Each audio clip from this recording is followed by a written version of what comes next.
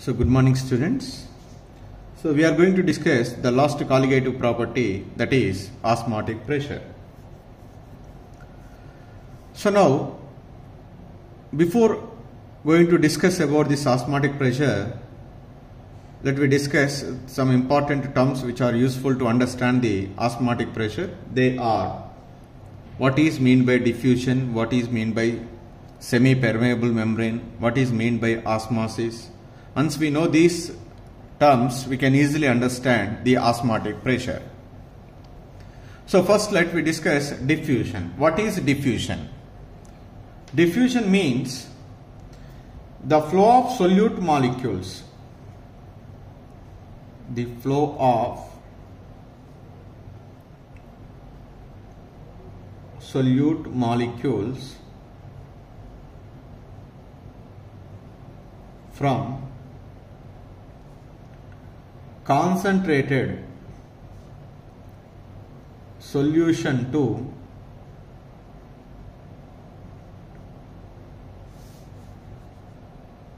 diluted solution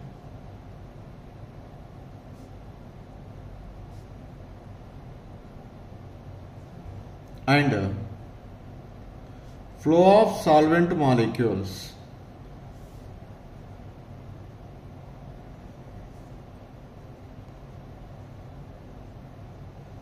from diluted solution to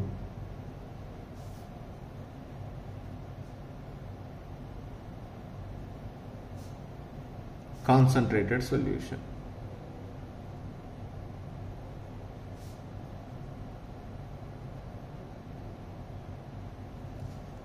Is called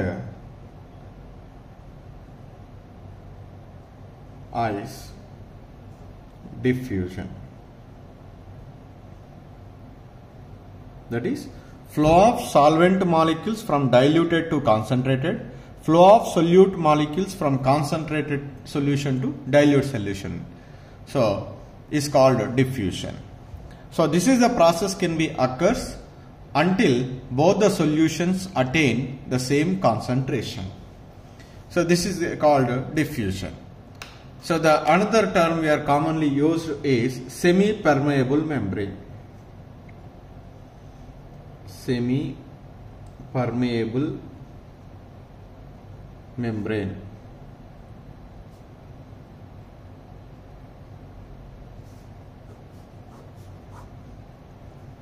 This is also simply we called SPM.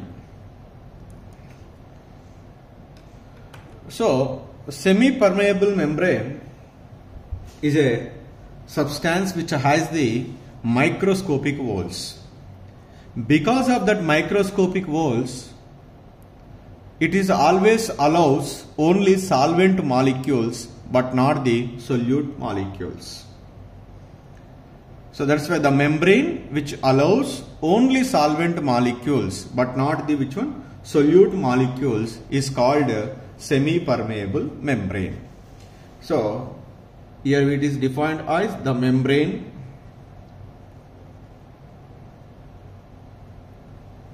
which allows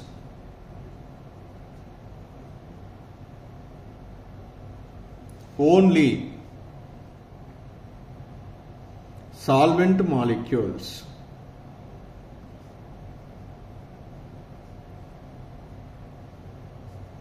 to pass through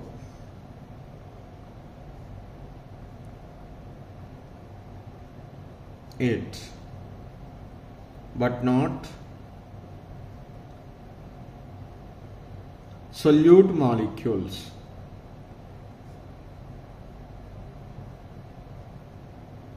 Is called as semi-permeable membrane.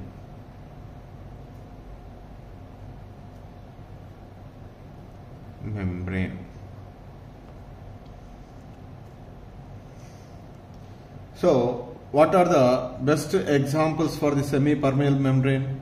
Pig bladder. Pig's bladder or parchment membrane, that is paper, parchment paper or cellophane membrane. All these are the best examples of semi-permeable membrane, SPM. Why these can allow only solvent molecules but not solute molecules? Because it contains microscopic holes, submicroscopic holes.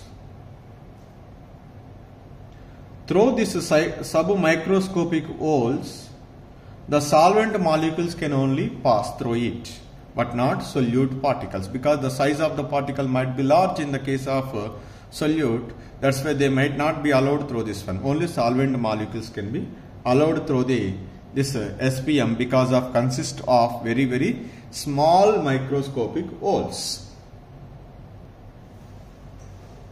So the another important term, that is osmosis. So this phenomena was first studied by Habe-Nollet. It was studied, osmosis, it was studied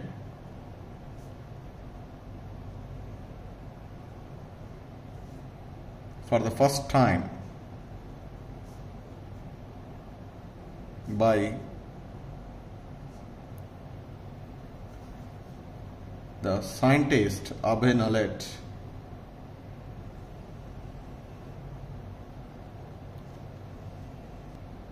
So, to understand the osmosis, let us take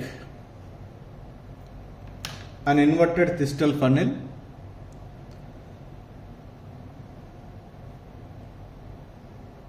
This is an inverted Thistell funnel.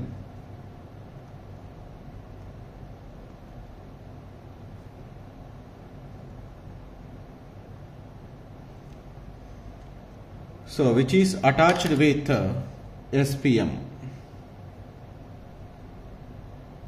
This is an SPM, that is semi-permeable membrane, is attached at the bottom of the inverted Thistell funnel. And in this inverted Thistell funnel, the aqueous solution of sugar is placed. This is aqueous solution of sugar.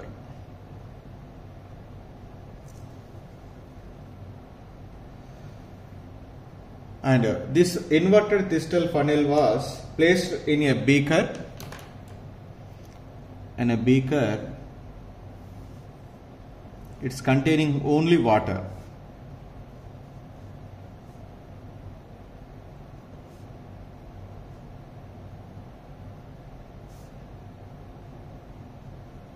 This is an water. This is water, and it is aqueous solution of sugar.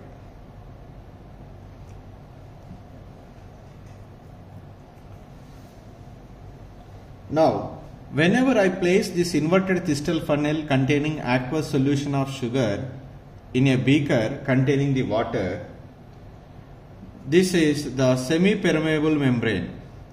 The function of semi-permeable membrane is very well known to us. It can be allow the solvent molecules. So that's why these water molecules are passed into this inverted Thistell funnel. So when there is a movement of this water molecule from the beaker to this inverted Thistell funnel, the level of the solution in the inverted Thistell funnel is increases. That is, I will show here.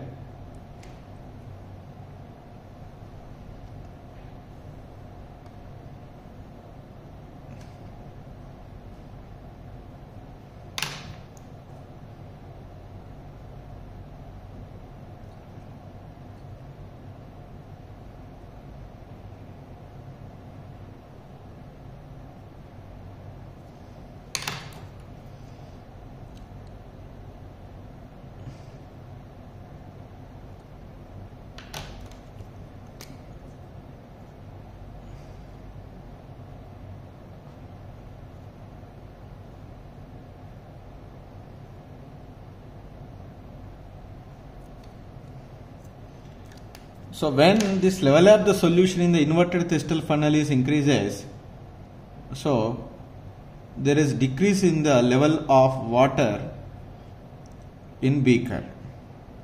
Here what is happen?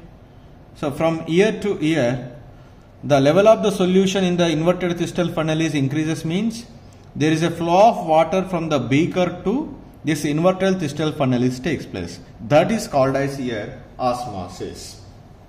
So simply osmosis defined as the phenomenon of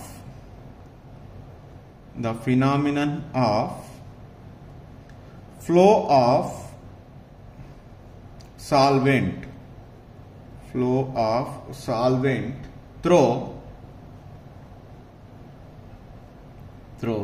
a semi-permeable membrane from pure solvent to the solution. The solution is called osmosis. Here flow of water molecule into the aqueous solution of sugar takes place. As a result, the level of the water in beaker is decreases, the level of the solution in the inverted Thistell funnel is increases. This is because of the process is called what, that osmosis. The examples of osmosis are naturally we can see. So generally the wilted flowers we can see. When we are spraying the water on the wilted flower, again they will be revived. So they will be seems to be very fresh. When we are spray the water on that wilted flower, the wilted flower can be absorb the water molecules. So that is an example of osmosis.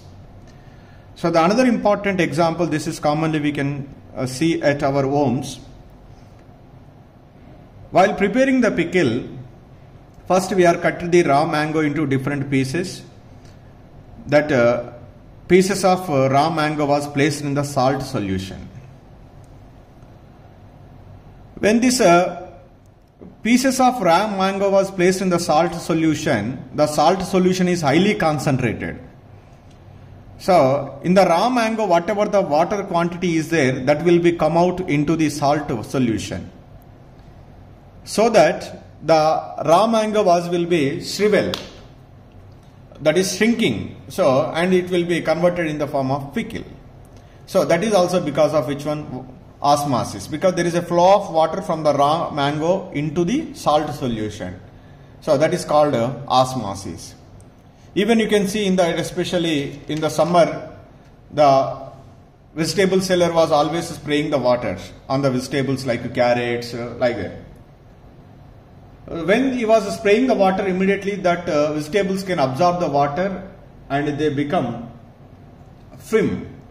So again, that is because of which one? The process is osmosis. Like that, there are so many examples are there. Okay, in our day-to-day life, because of this osmosis process. So osmosis is nothing but here just simply the phenomenon of flow of solvent molecules through a semi-permeable membrane from the pure solvent to the solution is called osmosis. So osmotic pressure. To understand the osmotic pressure, let us take an apparatus. It consists of two vessels which are connected with the SPM. What is the function of SPM? It can allow only solvent molecules. So these two compartments are fitted with water-tight frictionless piston. That means whenever the level of the solution is increases, then immediately they will be pushed outside. So when you are applying the pressure on the outside is greater, then that will be come down. So that is we call water-tight frictionless pistons. In the one compartment, let us take the pure solvent. In another compartment, let us take the solution. And obviously we know that due to the osmosis, there is a flow of solvent molecules from pure solvent to solution. solution to pure solvent, but more from pure solvent to solution takes place. Whenever there is a flow of pure solvent molecules from this compartment to the solution compartment, the level of the solution in the compartment 2 increases. The level of the solution in this one increases. When level of the solution increases, the piston will be moved outwards. In order to stop the piston, we need to be apply the certain pressure on solution side. This is a solution and this is solvent. So to stop the movement of piston, we need to be apply the pressure out which side? Solution side. When you are applying the certain pressure on the piston on the solution side, immediately there is no flow of solvent molecule from the solvent compartment to solution compartment. So that is osmosis process is stopped.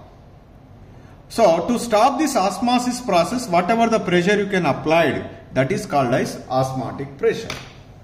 Simply, once again, first I will take the two compartments. In the two compartment, one first compartment, let us take the pure solvent, another compartment is solution. These two are connected with the semi-permeable membrane, and these two compartments are fitted with a water tightless frictionless pistons, and because of these two are connected through the SPM, there is a flow of solvent molecule from the pure solvent compartment to the solution compartment. As a result, the level of the solution in the compartment 2 increases. So due to increasing the level of the solution, obviously the piston will be moved outwards. When the piston will be moved outwards, okay, so I want to stop that piston movement. So to stop the piston movement, definitely I need to be apply the certain pressure from the outside on which one? Solution. When I am applying the pressure on the solution side, there is no movement of a piston. There is no movement of a piston means there is no flow of solvent molecules from the solvent compartment to solution compartment. That is, osmosis process stops by applying certain pressure on solution side. Whatever the pressure we can apply on the solution side which can stop the osmosis process is called osmotic pressure. So that's why we can simply define as, it is defined as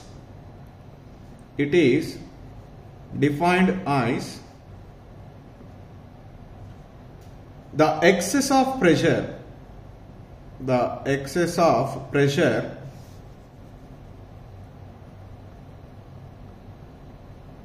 which must be applied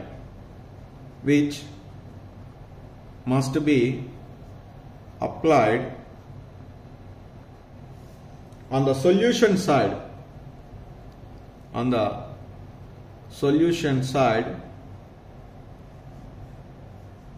to prevent the flow of solvent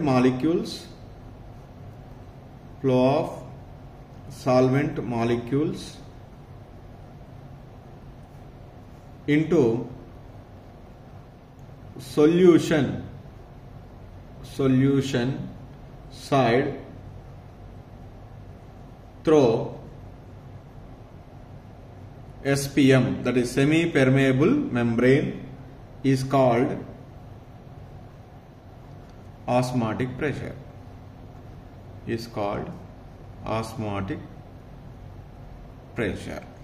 So like that we can define the osmotic pressure.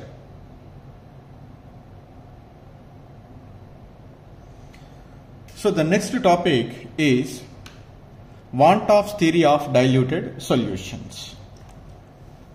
So Van 't Hoff, he was a scientist. He was made a thorough study about the osmotic pressure of diluted solutions.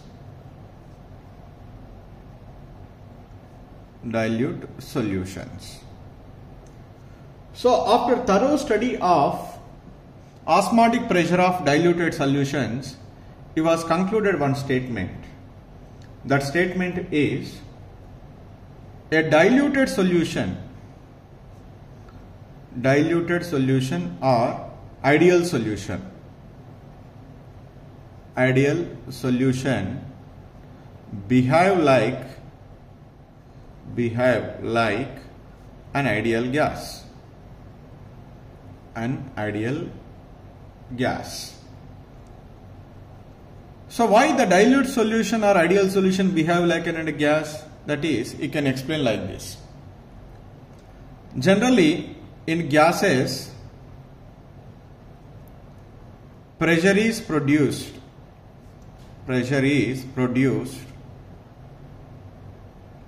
due to collisions of gas molecules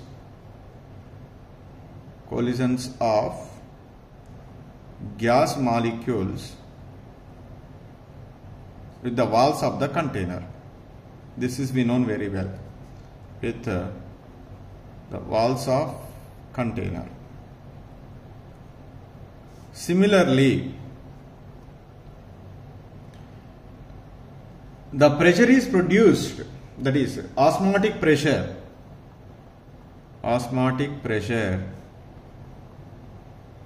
is produced due to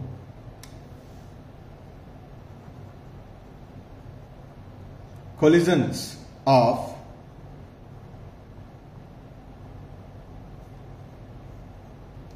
solute particles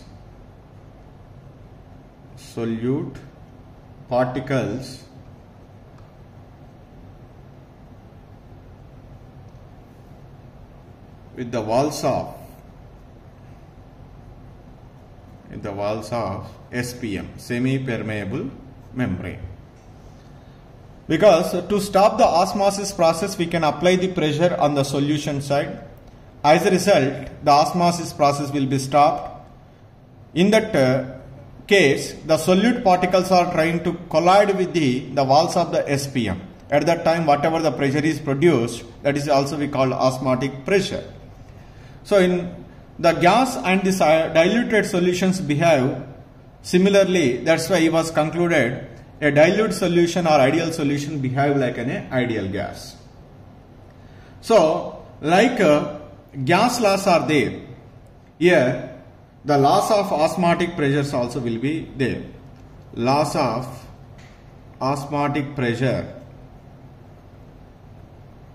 is also present, just like the gas laws, Boyle's law, Charles law, Gay-Lussac's law, how we can study it there. Here also there are certain laws of osmotic pressure is also will be present. So the first law of osmotic pressure, that is effect of volume on osmotic pressure, this is we also called as Van 't Hoff's-Boyle's law. Van 't Hoff's-Boyle's law. This law states that at constant temperature,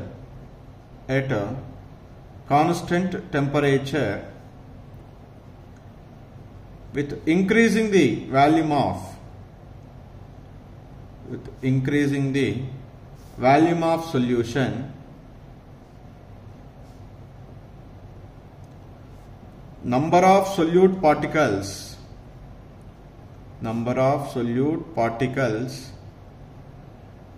per unit volume decreases. Because increasing the volume of a solution is because of flow of solvent molecules, not solute.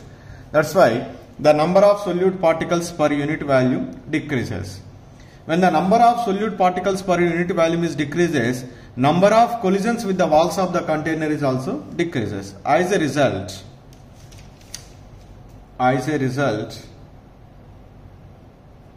number of collisions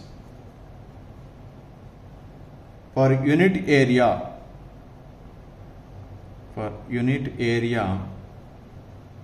of SPM decreases. Consequently,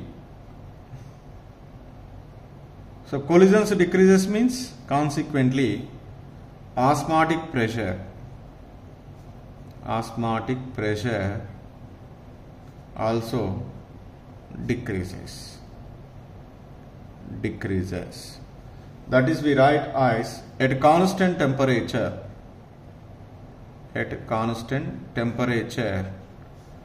pi is inversely proportional to volume of a solution.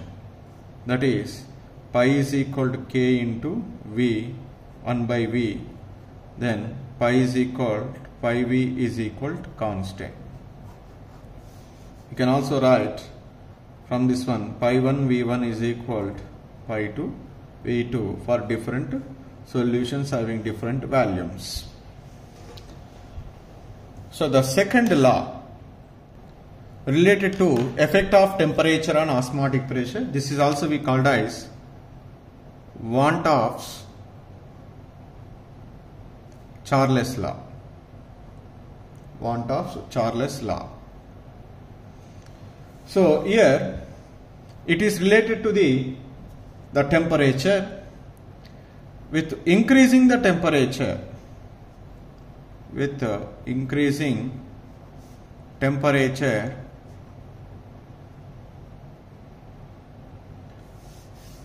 the velocity of solute particles increases, because the kinetic energy increases, so therefore their movement is also increases. When the velocity of solute particles increases, as a result they hit the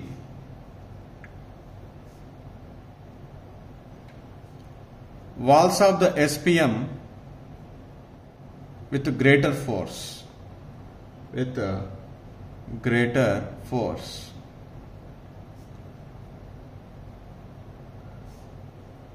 Consequently, it's a greater force, they are hitting the walls of the SPM. What happened? The pressure is more. Consequently, osmotic pressure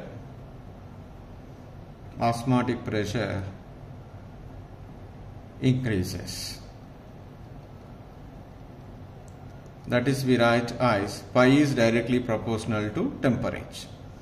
Then pi is equal to some constant k into T. That is, we can also write pi by T is equal to K. Two solutions having the different osmotic pressures at two different temperatures, pi 1 by T1 is equal to pi 2 by T2. So the third law is effect of concentration on osmotic pressure. Generally, this is we referred as Van 't Hoff's Avogadro's law. This says with increasing the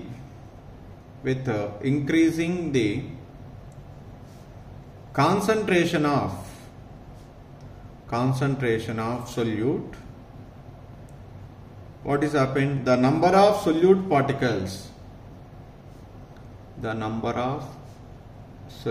particles per unit volume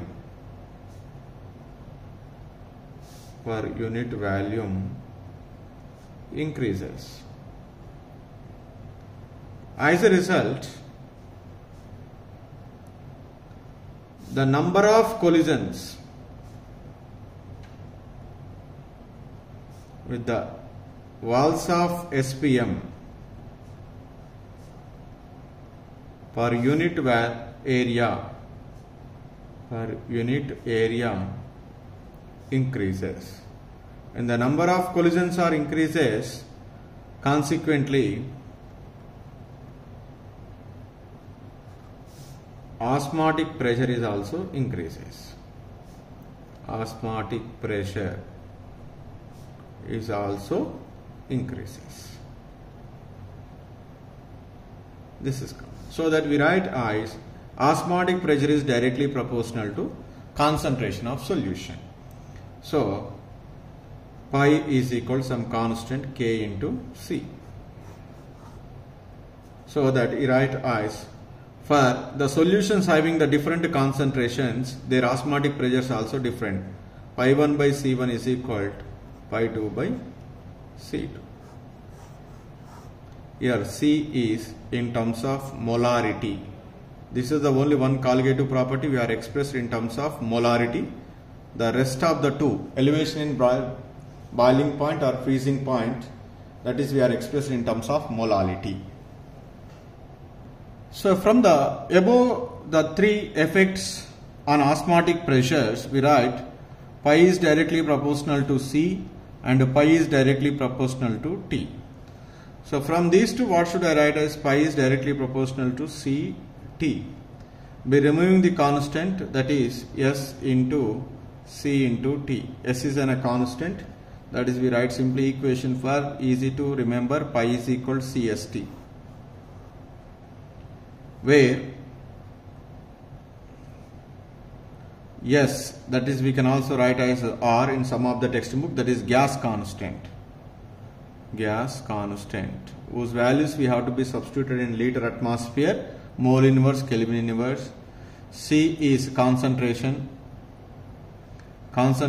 in terms of, I said already, in terms of molarity.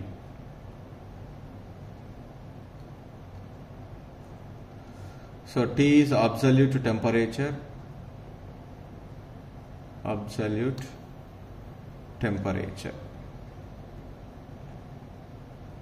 Pi is osmotic pressure.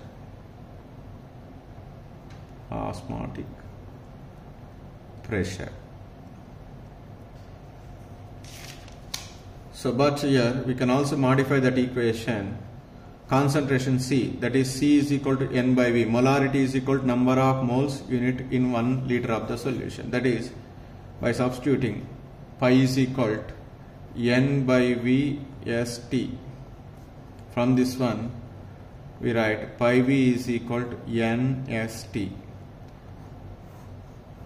This is the equation can be useful to calculate the osmotic pressure of a solution, where V is equal to volume of solution in liters. Volume of solution in liters. That is we need to be remember. In liters. So this is the equation can be useful to calculate the osmotic pressure. Pi V is equal to NST or pi is equal to CST. So, like the three colligative properties are useful to determine the molecular weight of a solute, here the osmotic pressure is also help us to determine the molecular weight of a solute from this equation. Pi V is equal to NST. Here what is N? N is number of moles of solute.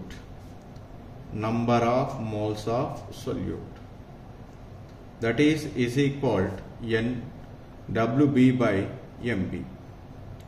We can write as pi V is equal to, in the place of NB, WB by MB into S into T. So MB we have to determine, that is molecular weight of solute.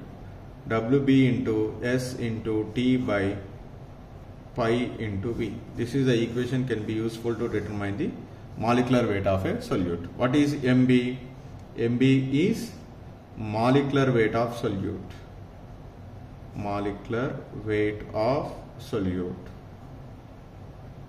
What is WB? Weight of solute. What is S? Gas constant. What is T? Absolute temperature. That is we have to substitute it in Kelvin. And what is pi? Pi is osmotic pressure.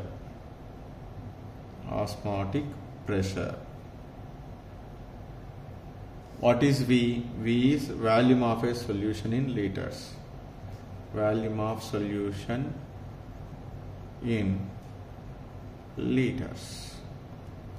So this is the equation can be useful to determine the molecular weight of a solute. Here I would like to give the one point, important point. So far we discussed the two compartments, one is solvent and another one is solution. Suppose if both the compartments are solution but having the different concentrations. So in that case, there is a flow of solvent molecules takes place in both the direction, from solution 1 to solution 2, solution 2 to solution 1. But the rate of flow of solvent is more from diluted to concentrated solution. That is I write here, if two solutions having different concentrations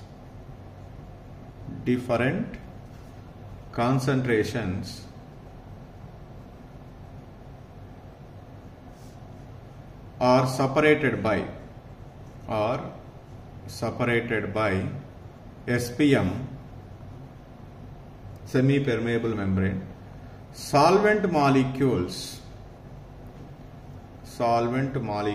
flows in both the directions, both the directions,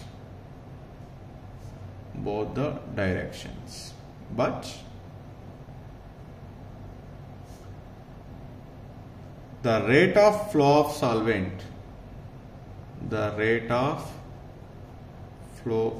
solvent is more from diluted to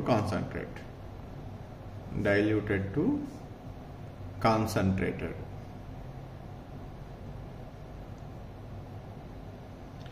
Concentrated solution. This is till what extent this happens? This is continued.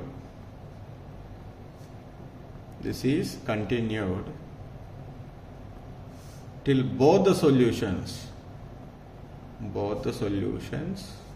attain same concentration.